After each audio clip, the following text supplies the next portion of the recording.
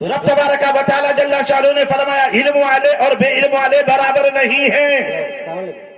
جس کے پاس جیسا علم ہے اگر دوسرے کو اس کے علم کا محتاج بنا دیا، علماء دین کا محتاج غیر علماء کو بنایا، عوام کو بنایا، لیکن علماء کرام کی ضرورتیں بھی دوسروں کے سامنے رکھ دی. پروردگار عالم جل شانہ نے جانا پڑتا ہے. درود پاک اللہم صلی علی سیدنا و مولانا محمد وبارک وسلم. صلاۃ و سلام علیکہ یا رسول اللہ صلی اللہ تعالی علیہ وسلم. تو میں عرض کر رہا تھا کہ رب کا فرمان اللہ وحدہ لا شریک سے بڑا کوئی سچا نہیں، اور اس کے فرمان سے کسی کا فرمان زیادہ سچا نہیں. ہمارا ایمان ہے اس بات پر. تو دنیا میں علم تو مختلف ہے، لیکن ایک علم ایسا ہے کہ اگر بندہ وہ علم حاصل کر لے تو دنیا کے سارے لوگ اس کے محتاج ہو جایا کرتے ہیں.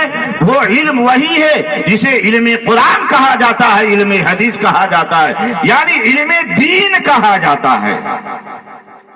اللہ کے نبی علیہ السلام نے خود ارشاد فرمایا خیرکم من تعلم القرآن وعلمہ، تم میں سب سے بہتر وہ انسان ہے جو قرآن سیکھے اور سکھائے.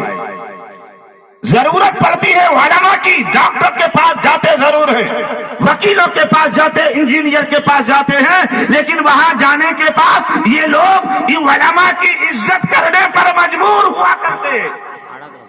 یہ علم قرآن کی برکت ہے. ورنہ تو معاشرے میں اب حالات اتنے بدتر ہو گئے کہ علماء کو سب سے کمتر سمجھا جانے لگا. استغفر اللہ معاذ اللہ. اللہ کے نبی علیہ السلام فرمائے سب سے بہتر ہے وہ انسان جو قرآن سیکھے اور سکھائے. لیکن وارے مسلمان، تو نے علماء کی قدر نہ جانی کہ جسے اللہ کے نبی بڑا مقام عطا فرمائے، بلند درجہ دے.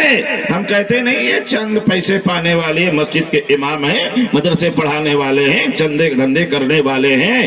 نہیں، یاد رکھو ان کی ضرورت قدم قدم پر ہے.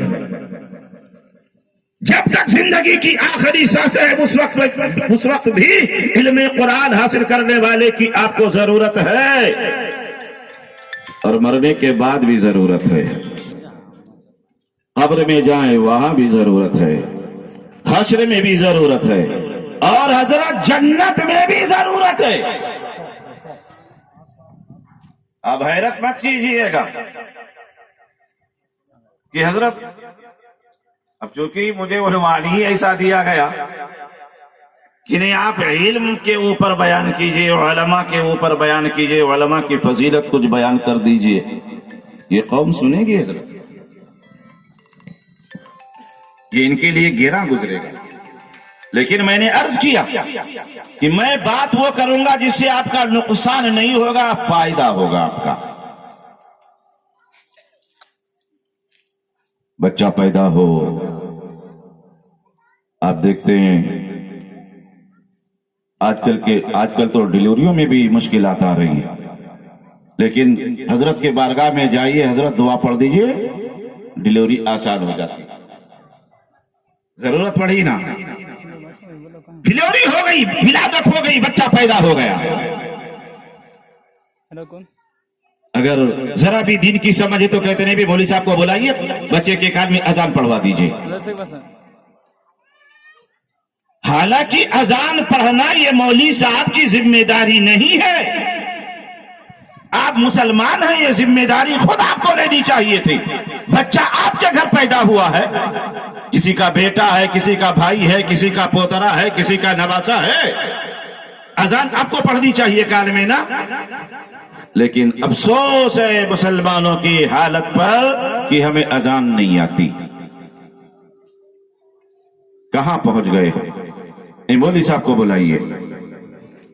اب مولوی صاحب کے پاس فون کیے یا آئے، حضرت بھی سوچتے چندہ لینا ہے تو جا کے اذان پڑھنا ہی پڑے گا.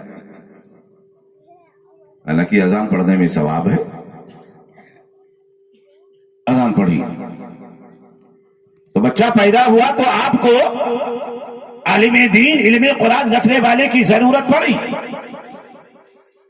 عقیقہ ہوا, حضرت کو بلائیے. جس کو اذان نہیں آئے گی عقیقے کی دعا کیا آئے گی حضرت؟ جس کو اذان پڑھنا نہ آئے اس کو عقیقے کی دعا تو نہیں آتی نا. حضرت کو بلائیے, حضرت گئے, ضرورت پڑی.